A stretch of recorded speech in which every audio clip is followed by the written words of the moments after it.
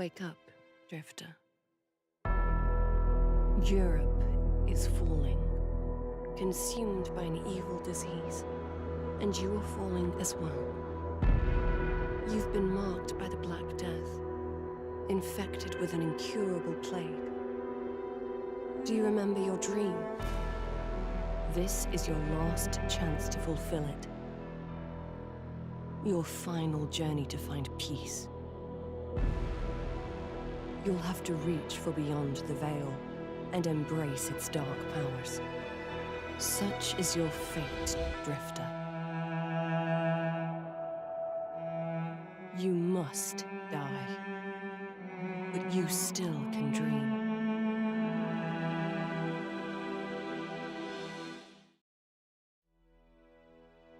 Wake up, Drifter. Europe is falling, consumed by an evil disease, and you are falling as well.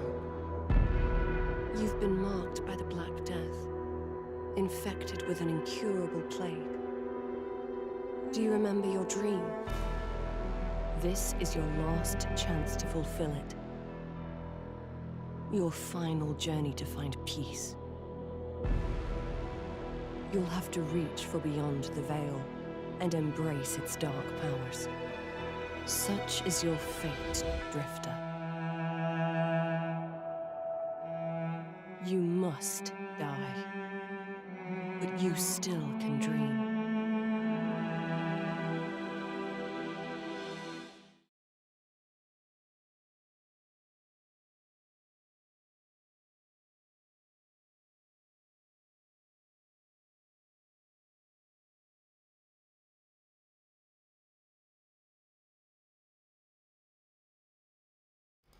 Hello everyone, welcome back. It's the final hours for Memento Mori. It's final 50 hours, 48 hours.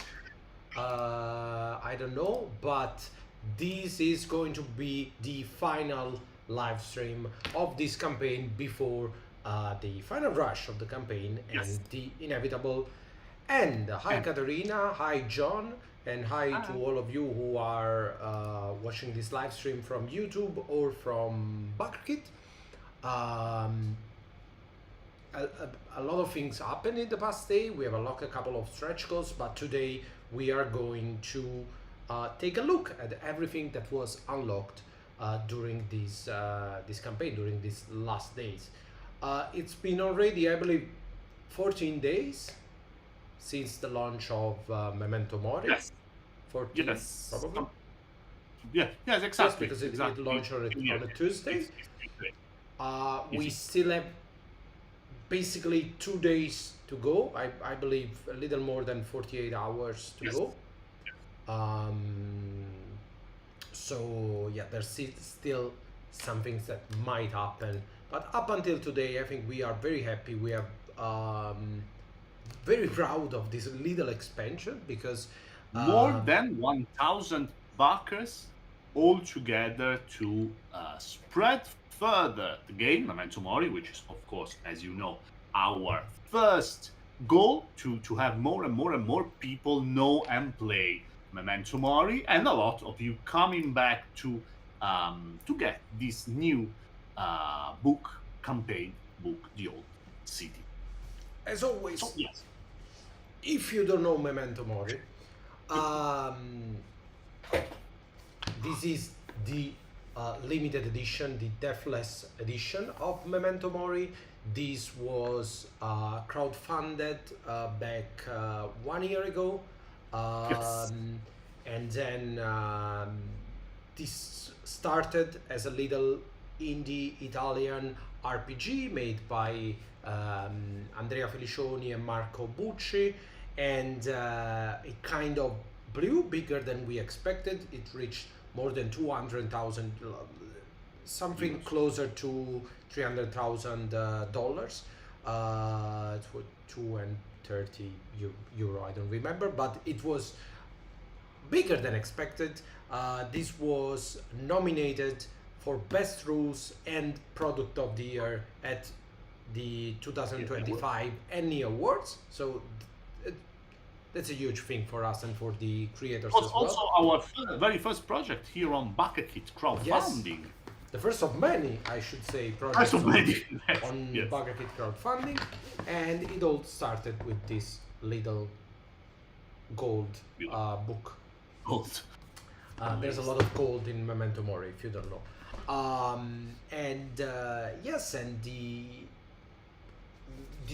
really, if you own or if you have backed the Deathless edition of Memento Mori, this is a box, but the cover of the box is also a screen, and inside there is the core rule book with all the rules that you need. There is a bestiary, there's additional rules for campaigns, additional rules for tarots. There is a deck, an actual deck of tarot cards, there's dice, there is character sheets, there's really everything in this box. Yes, yes. And so the only thing that people were really asking for is we need adventures, we need a pre-made campaign, we need something to just start playing. Yeah, to And play that's well. yes, and that's how the idea of the old city was born. So the missing piece for the first campaign, maybe the missing piece for this awesome Italian RPG. And I have to say that a little bit of backstory while we wait for the others to join. We are a bit early today, but before we take a look at the stretch goal, a bit of Memento Mori history.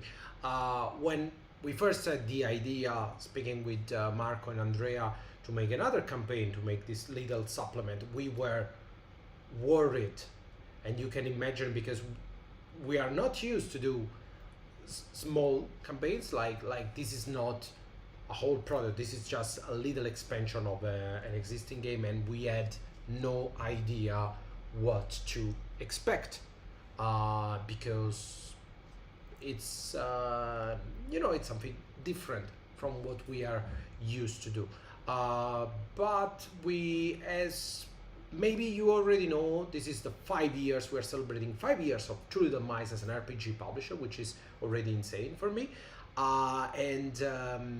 We have decided to dedicate these years to news, to first times. So doing things for the first time. This is our mantra for the 2025. And so we decided, let's try and do an expansion. It's a small expansion on Backerkit. And I have to say it went great, because we are already over 110,000, I want to say. Yes, So I'm going to yes, say. yes. There's still the final rush to go, so there's still some room to unlock some more stretch goals. It's going, it's really, it's a lot, and I have to say that as weird as it sounds, I think we were more worried about this than about bigger campaigns. We felt more.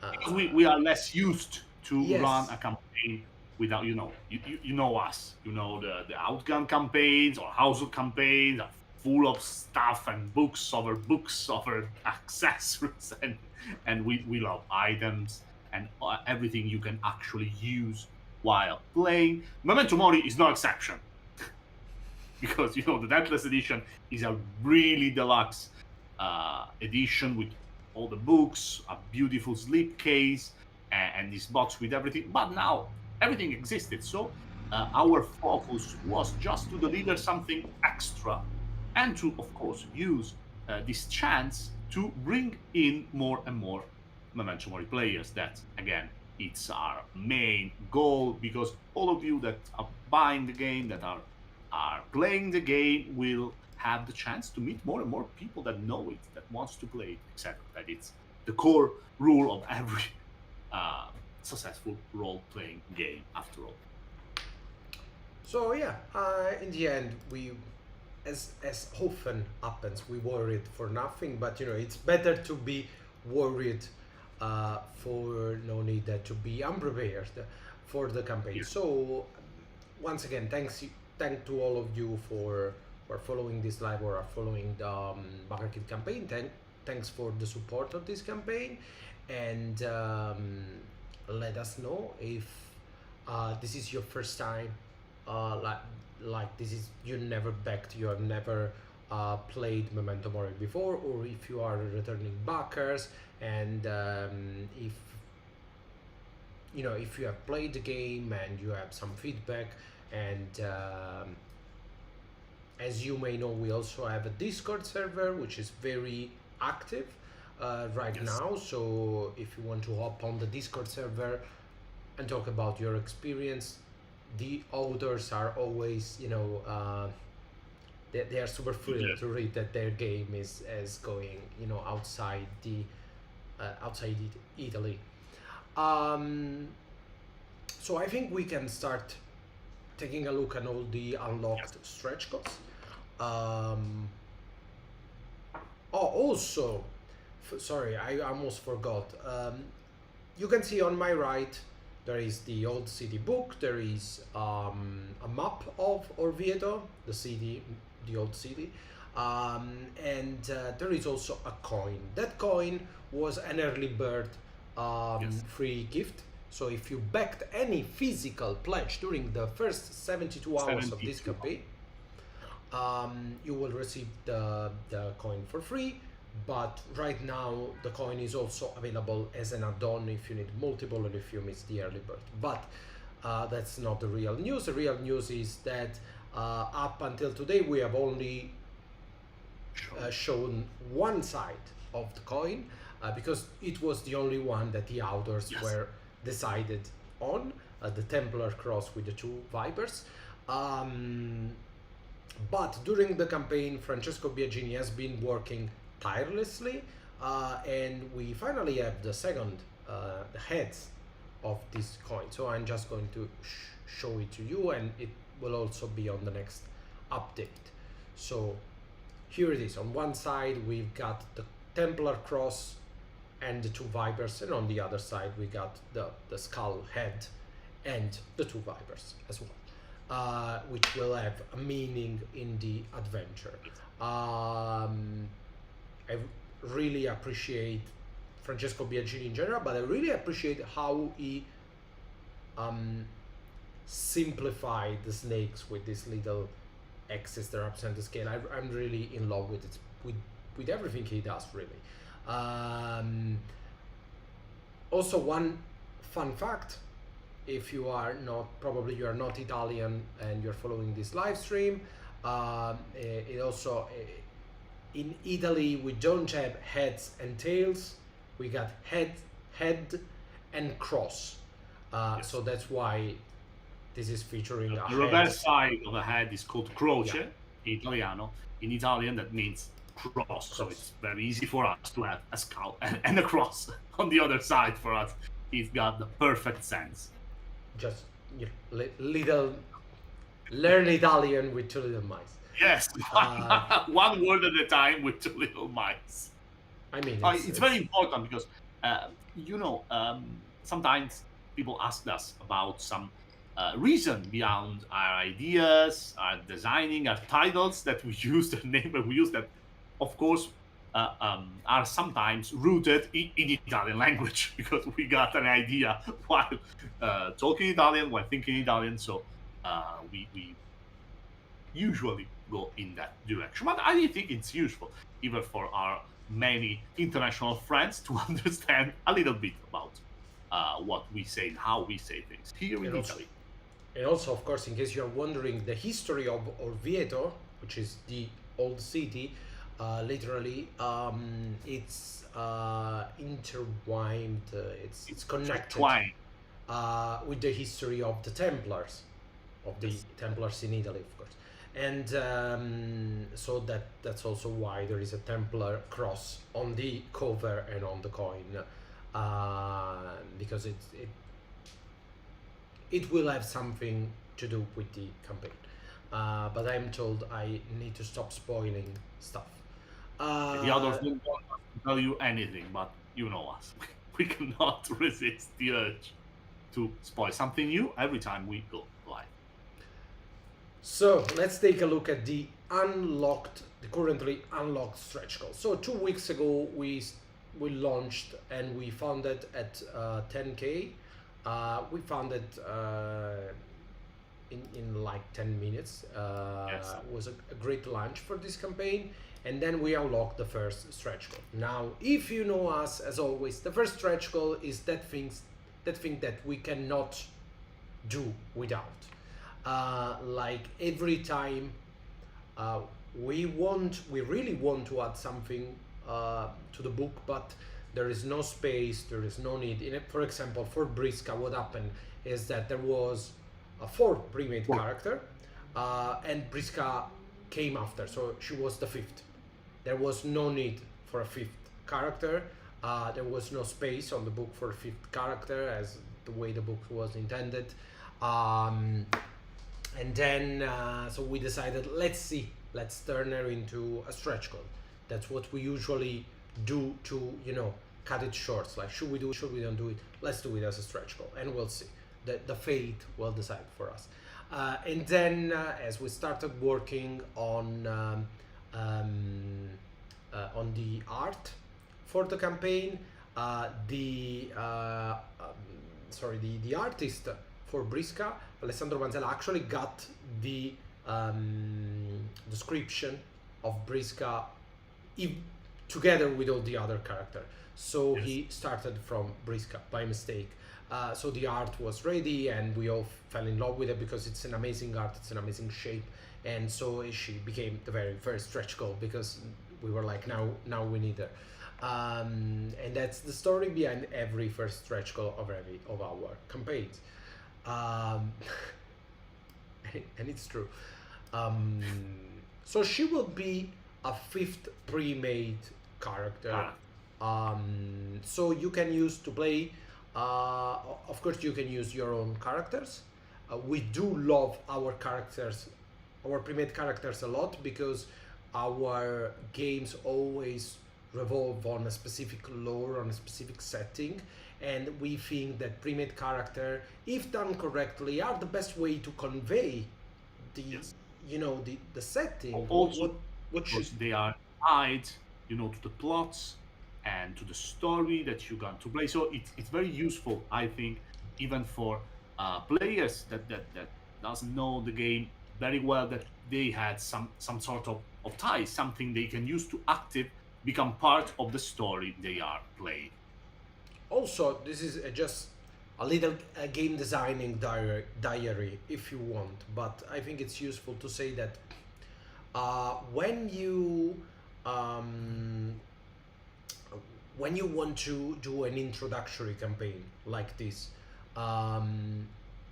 you are trying the game for the first time, it's very important for the game to work, probably for everyone to have fun, that you have the right group, not group of players, the group of characters, that there is a good dynamic, that the characters are somehow tied to the story, that they leave enough room to the others. Like you will never do a D&D party with 6 fighters or 6 sorcerers, but when you play less known games, it's harder to make sure that everyone will have their space.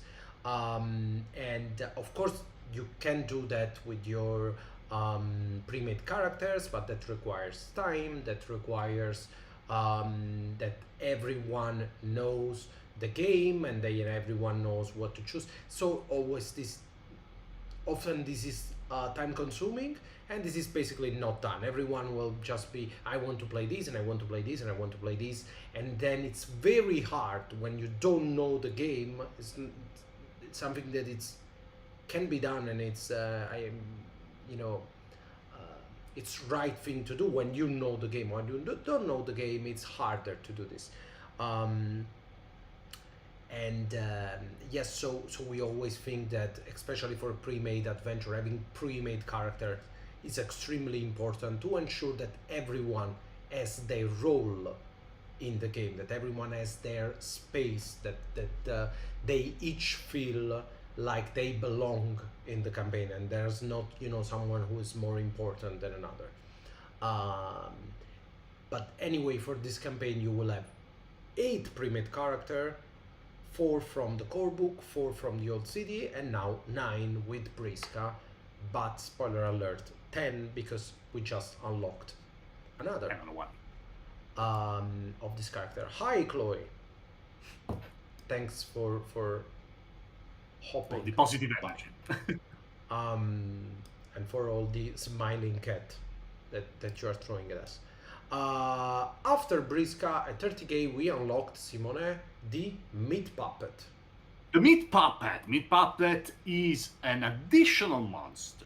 As we said, is additional monster that is tied very deeply with the lore and the story of the old city, but of course it's an additional monster that you can use wherever you like, wherever you want in your Memento Mori session.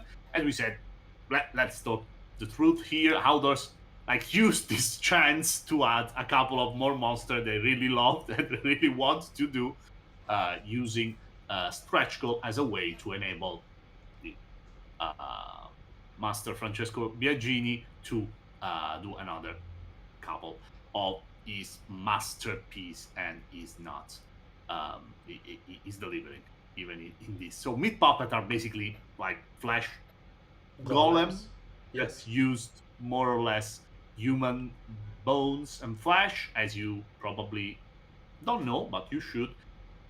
Every old Italian city is built of layers and layers and layers of cemeteries and catacombs, so it's very easily to find all the corpses, ancient corpses you want. So it's something. And it also tells us that there's some NPCs that, are some sort of like alchemist, necromancer sort of powers involved in one of the NPCs of the old city. Full of hints. All the stretch goal, I think it's very cool because each one gave some hint about what to expect in the old city. And after the Meat Puppet, we have unlocked a map. Now, this is something that we usually don't do for our campaign. We don't do maps because all of our game relies on the theater of mind. You don't have, battle maps or whatever.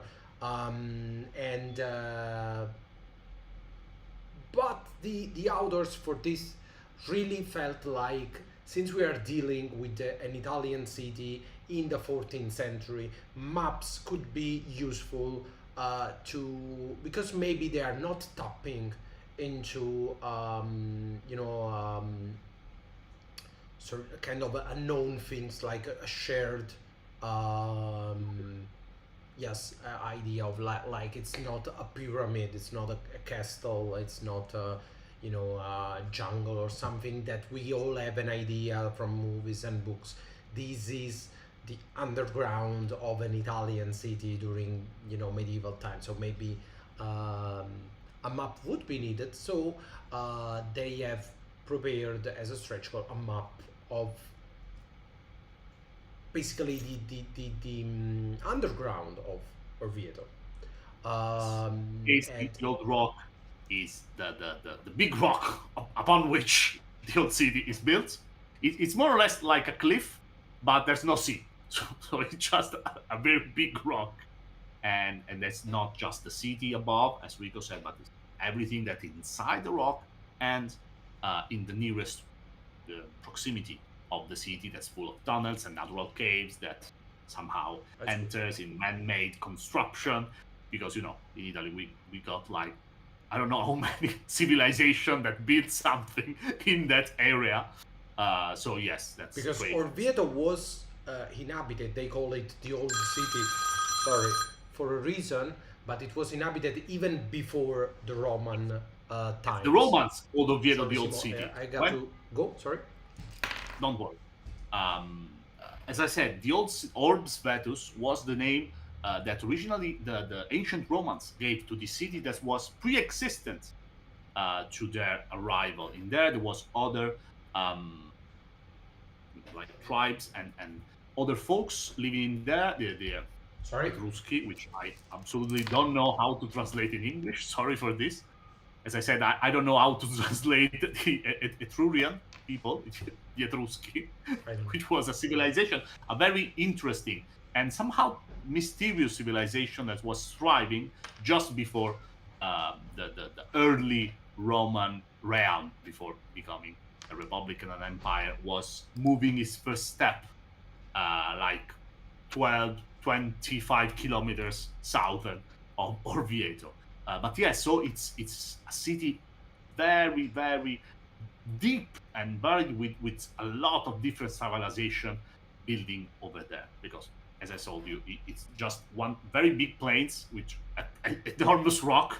So everyone thought, we should build a city over here because it's very easy to look all around you and to be easily defended by anyone, you know.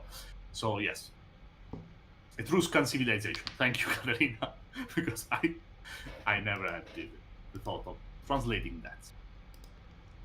And this map, by the way, the one shown, I forgot to say the other time, and the map shown, it's not the actual map, it's just a map made by the same artist, but it doesn't represent, you know, the old rock,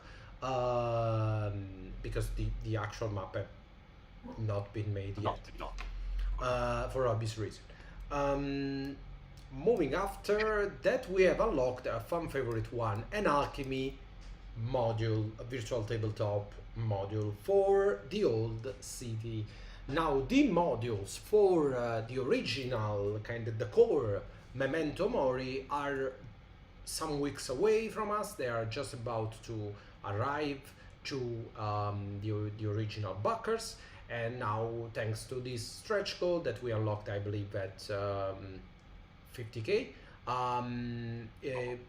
you will also have an alchemy module for the old city, which I think it's going to be extremely cool because one, we have unlocked some maps, two, we have our own soundtrack unlocked from the previous campaign, and what better way to play a game like Memento Mori if you are not close to your friend that on alchemy, which is a platform that we just absolutely love. Yes. Not only because we love the platform itself, which I think it's great, but also because we love the guys at Alchemy, who are also great. Yes, they are already put out there all the outgunned and the household modules. They are working very hard on Memento Mori. We are keeping them very busy, also because Memento Mori has different dice mechanics that it's easier than a standard director's cut, but they are working very, very hard to deliver the best module possible. Also, they told me that they are, I don't know what they are, inventing some way to have this black and white art shown at its best even inside the website. They told me some words that I didn't understand, but I believe they are doing whatever they can to enable that everything will look great. And I say this all the time, I'm going to say it again. If you know the guys at Alchemy, if you are on their Discord server, they have a very cool Discord server, if they are on forums or whatever, and you are a backer, please go say thank you to them as well, because this is a gift not only from us, but this is a gift from them as well. And it's always very cool that they let us give away so many free, codes for our games. So yeah, it's always cool to hop on their server and say, hey, thank you. Then character sheet, my favorite. Then we have unlocked a series of character sheets. They were 5, now they are 6. 5 printed character sheets with the 5 pre-made characters, including our the one that we just unlocked, Briska. I do love character sheet. I do not love that people don't use them. This is something that this is a crusade that we at Toledo Mice are fighting since the very beginning. 2020. Yes, it's 5 yes, years. But even before, in 2019, we delivered one of our first Italian-only product of household, which had inside like all the pre-made character sheet 24, and nobody. It was a nightmare to produce them, to find the right paper, to be able. This is very easily to write on with pencils that you can, erase and write. We searched that for weeks for the right kind of things. Our editor back then hated us because we keep asking for something better, something, and then no one used, absolutely no one. We got dozens of photos of people saying, "Hi, look, I closed this pre-made character sheet inside a cupboard. I will never use them. Why?" That's it. Why? It's incredible. I think this is an intervention for all of you from Julie Delmais. Use the physical aids. Use them. This is this is what they're meant for. Use the pencils. Use the character sheets. Use the dice. Use everything. Use consume it. Destroy it. That's what items are made for, to be used. These are tools and you have to use them. It's very important. But anyway, all the time I try to do character sheets and nobody used them because they don't want to spoil them. And at one point we said, we had this conversation with several backers during a crowded live stream, saying maybe we should do two of them, like giving a double, Copies of double each copies of character. each sheet. And people were like, it doesn't matter, we will, we for collection purpose, we will keep it intact. No, doesn't matter how many do you give us, we will never use them. And I'm sure now this is kind of a recurring joke that I get mad because people don't write on pre-made character sheets. And once here we are. It's as soon as we start talking about this, Someone real else. collectors show up. I don't know. I don't know. Like We just really spent a lot of time to come out with items that you can actually use during your session for, in our idea, for playing better, for ease your life while playing with the length of the boxes and the space you have to write and the bigger how big it is, because we think it's the best chance to help you play in the best kind of way. But you keep don't use anything we give you, so yep. we are sad. Yes. But we will see if someone will use these character sheets for real. After that, the Abhorrent Spawn, which is kind of a vampire ghoul. I don't know how I can describe the Abhorrent Spawn. Yeah, the Abhorrent Spawn is basically a vampire. When a vampire it bites someone, trying to spread the vampire. I don't know how they called it. The contagion, the vampire, Vampirism. vampirism. I don't know. Some people are not meant to become one, and instead they become this abhorrent spawn, like a failed vampire, if you want.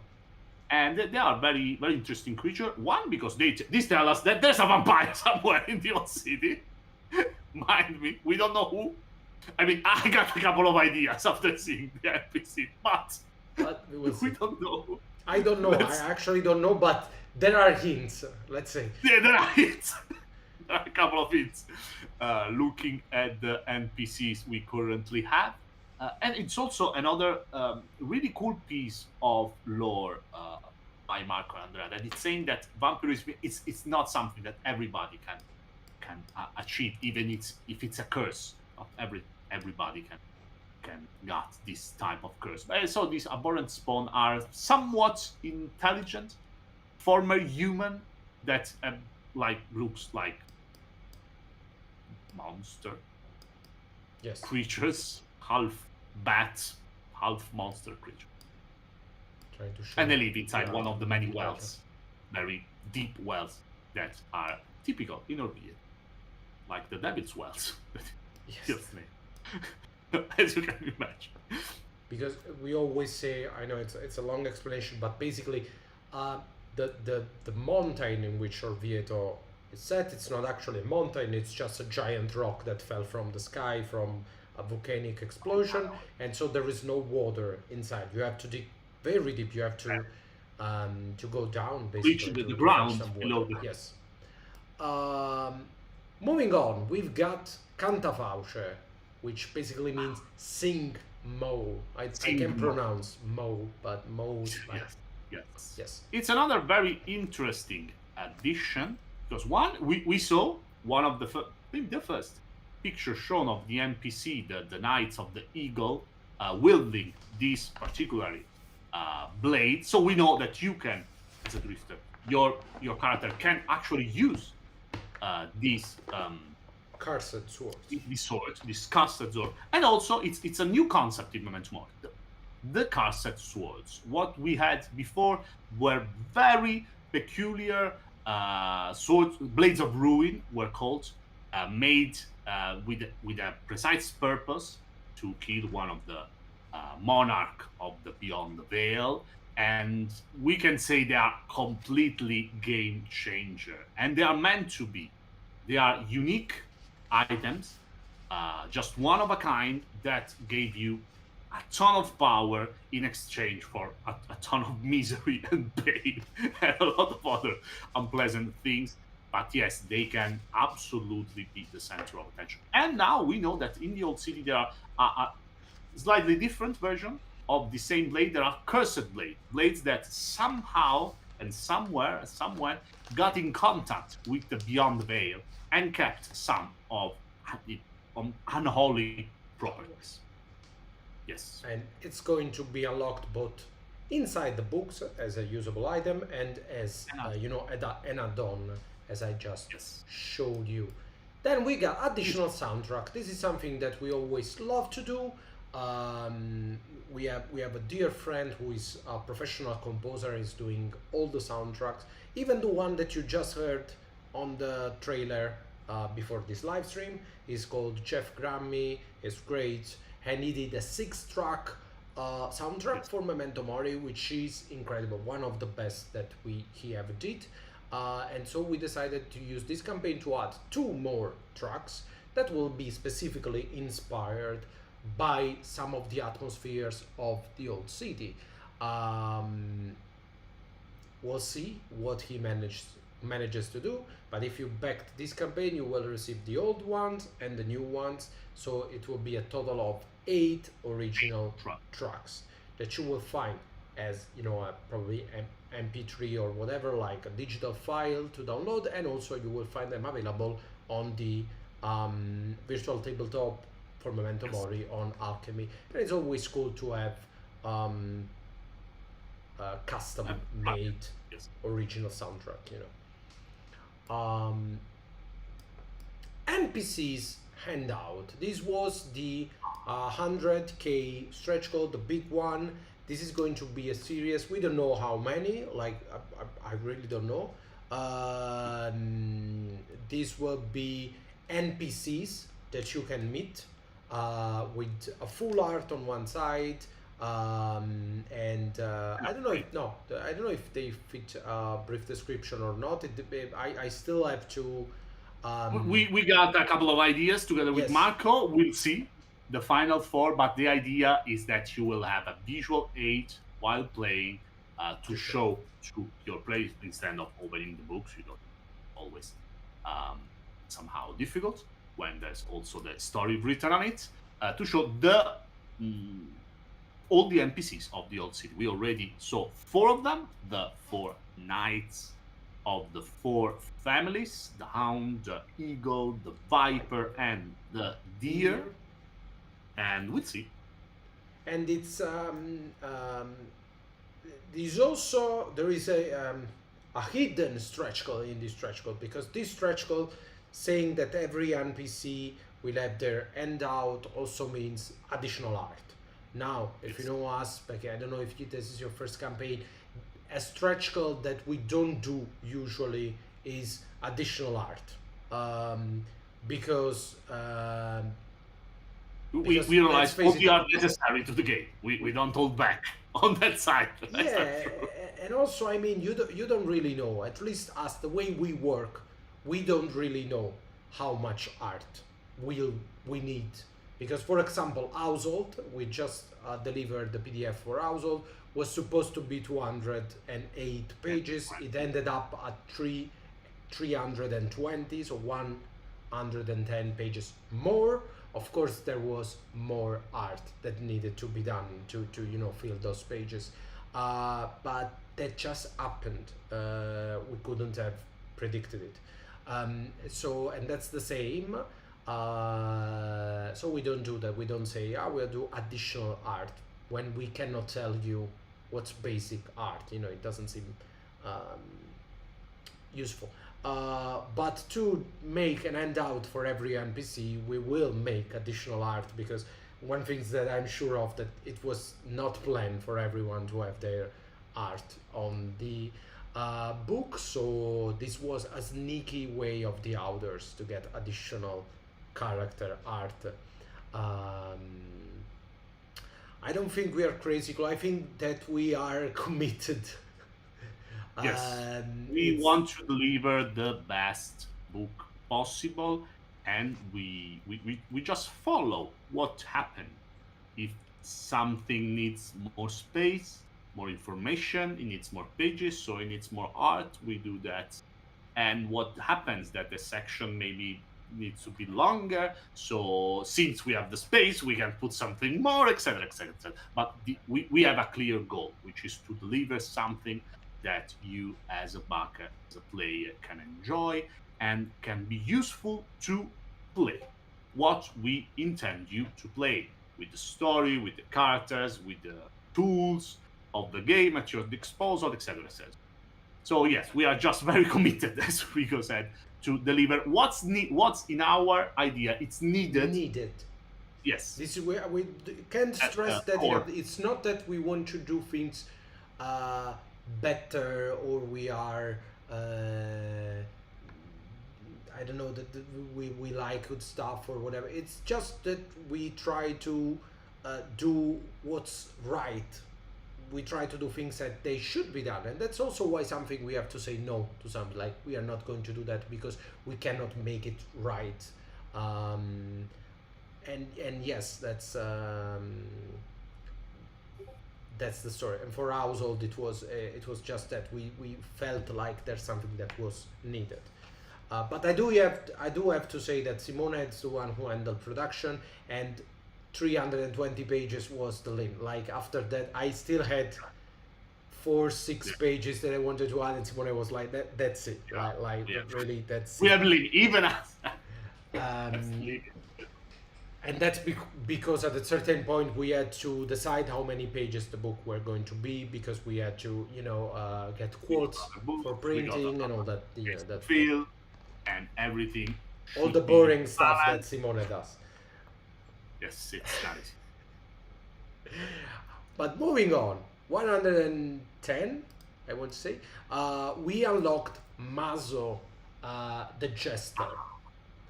Let me see if I can find the full artwork for Maso somewhere. I have a lot of artworks going on here. Don't worry, Katerina, there's plenty of things that can be in the guide. But let's survive this. This first. I'm sorry, but I don't have the full art, I believe, for Maso ready, because I had a problem right before the live stream, so everything that I prepared is unavailable, unfortunately, because all the links are broken. Maso the Jester is a very interesting creature, because he's both an NPC and a fightable creature, meaning he was the court jester in Orvieto, but it saw too much, we don't know what, and so he flew from the court, and he lives inside the tunnels and the cave, talking with rats. You know, Mori the Plague is the most important fact, and is like some mystical property. So by talking with rats, he achieved some mystical knowledge, magical knowledge about what the plague is for, and also some very disturbing rat-related powers. And it's interesting because you can both meet him as a more or less otherworldly creatures, because it's not 100% human anymore, but you can also try and actually talk to him and learn from him and maybe help him in surviving his current situation and coming back into the society. So it's very cool. Let me see if I can. I'm grabbing screenshot of my own PC to try and show you. It's not. It's really. Yes, he has like a jacket made of actual living Oh, here rat. it is. Just sleep on him.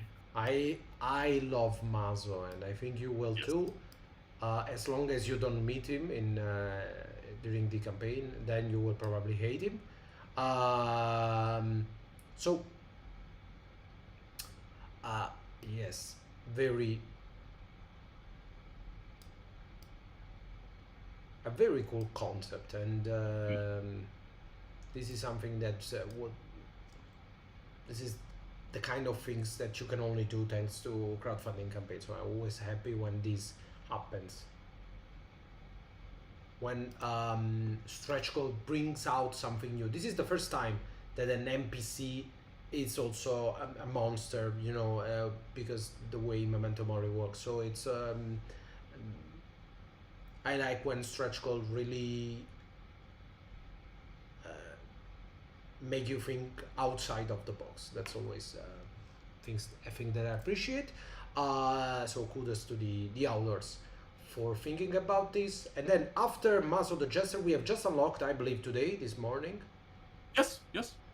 Ser Early morning. Ruggero, the Executioner, which for someone say that he looks like he's playing the best guitar in a heavy metal band, and now I can't unseen it because it I looks agree 100%. straight out of brutal legend, that kind of character. Like He's actually a very positive character. I read his background. story. It's very positive background. Like as you probably know, in Italy, in Middle Age Italy, the executioner was a very respectable job, because you had also it was passed on to father to son. It was hereditary somehow.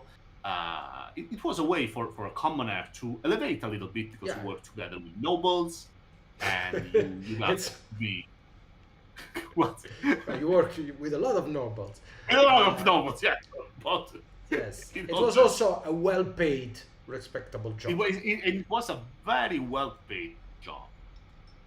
In many classical Italian, plays and stories, the executioner is a positive character. How? Because he's rich, but he's on the part for the poor. He kills them, but it's not hating them. It's just his job.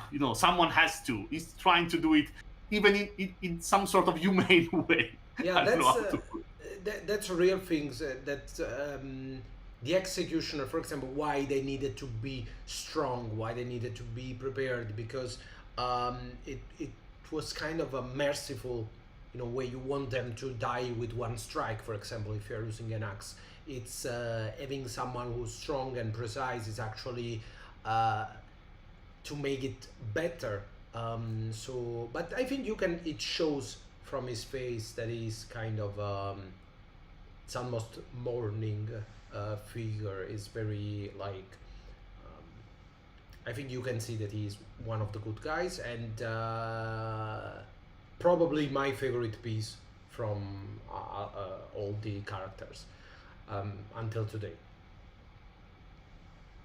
Really love the axe, love the armor. Alessandro Manzella is the artist for this pieces. The black and white is the one that will be on the books because the authors want the books to be black and white, to be historically accurate, while the full color one will be on the character sheets that we unlocked.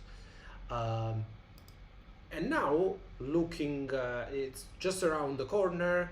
There is a second map made by Fabio Perfidia. It will be made by Fabio Perfidia. Once again, this is not the actual map, just a placeholder. The Deep Maze.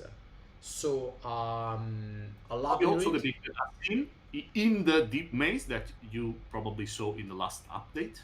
I think the one where the deep maze is the innermost part of the old city where um, there's some sort of secret passages. That's all I know from the other.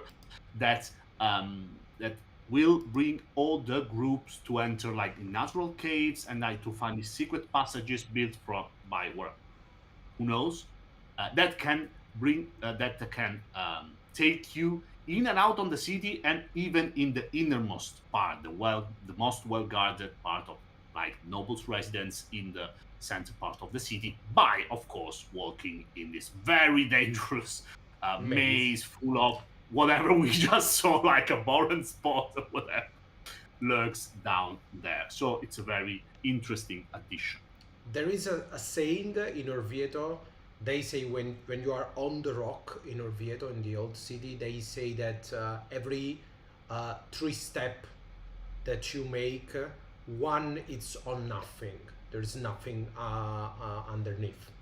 Because there is so many tunnels, so many holes inside the rock that, and this is actually, it seems like it's real. It's not just a way to say, like 1/3 of the rock is actually empty. It's made of caves and tunnels, so it makes sense that there is a maze, a labyrinth of tunnels underneath, the old rock.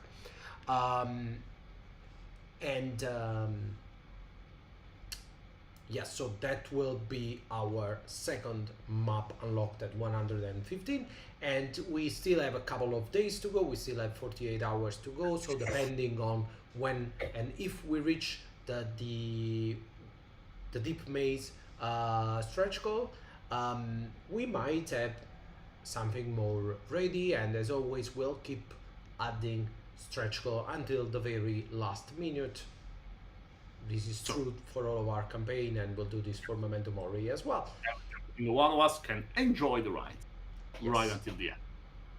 That's so stay tuned for the last. Also, Memento Mori.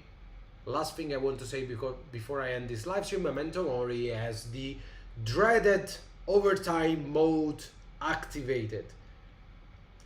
So what does that mean? If you're not familiar with Backerkit has this awesome yet terrible feature that is called the overtime mode. And the overtime mode basically means that after the end of the campaign will continue for another 10 minutes. There will be a countdown that goes from 9 minutes 59 all the way to 0.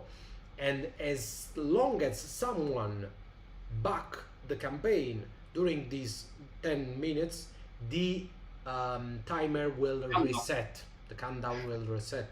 So if every, let's say, 10 minutes there is someone backing the campaign can possibly go on forever. So we'll see how long this campaign will continue. But yeah, the overtime mode is enabled.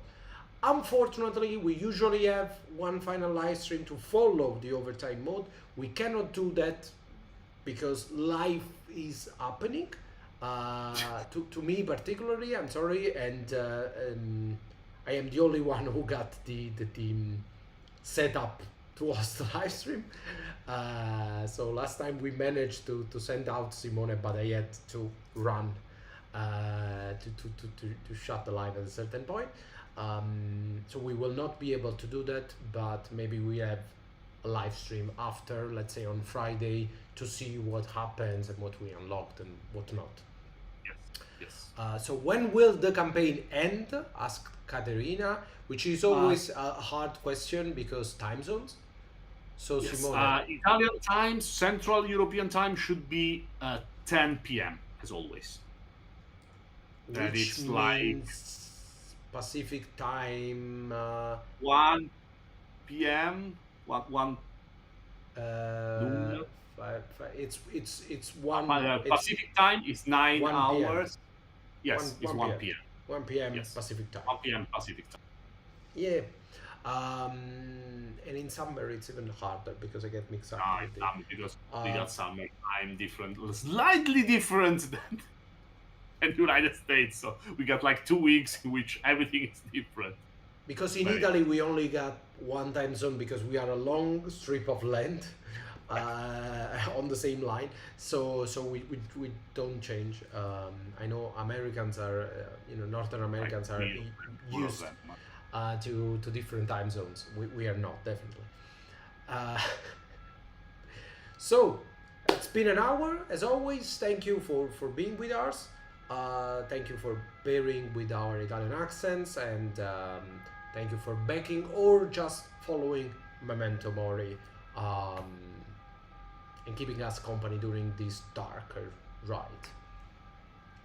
So we'll see you at the end, See you after the end. at the end. Yes, yes, yes. We'll be there, of course, with updates and such. If you have any question, please remember, just write in here, come to Discord, whatever you want. And thank you very much for being here with us. And good night in Italy because it's very late. Bye bye. Wake up, Drifter. Europe is falling, consumed by an evil disease, and you are falling as well.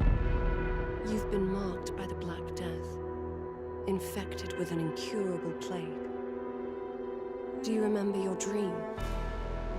This is your last chance to fulfill it. Your final journey to find peace. You'll have to reach for beyond the veil and embrace its dark powers. Such is your fate, Drifter. You must die, but you still can dream.